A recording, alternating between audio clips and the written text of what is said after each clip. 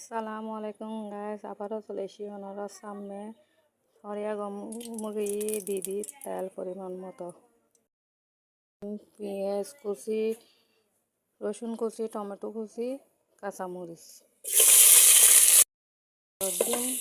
দিন নরম হন পর্যন্ত লাল হয়ে এসে দিদিম মরিচ মশলা হলুদ লবণ দিন ভালো করে কষা ফেলে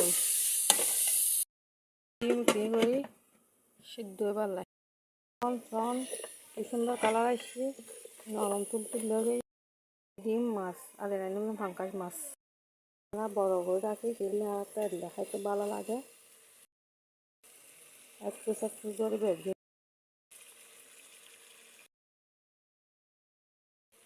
একদিন দিদি সন কি সুন্দর করে আদা খাদা টুড়ো টুড়ো করে পিস বেঁধি কি সুন্দর করে কালার সামান্য সামান্য করে পানি দিয়ে তলার না লাগে।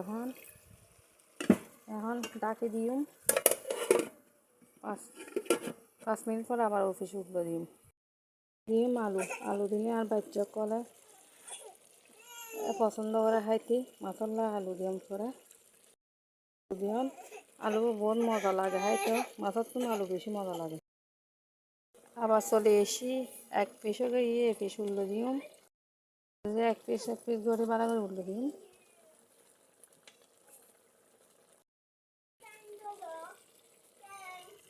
আর মেহবত করে মাছের তো পেড়ি বেশি পছন্দ করে, খাদ্য লাই পেড়ি নাই দিলাম দিয়ে দিম পানি।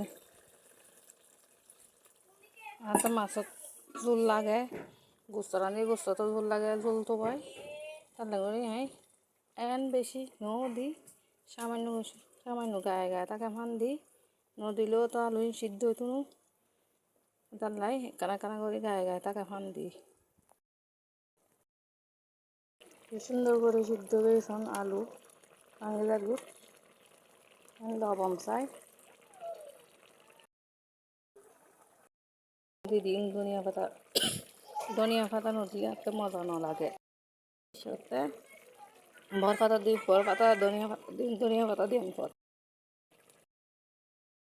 সামনে আগে আমার কি সুন্দর করি রে কালার আগে পাশে তাইলে পাশে পাইবেন ইনশাআল্লাহ। আজ ভিডিও পর্যন্ত, আল্লাহ হাফেজ।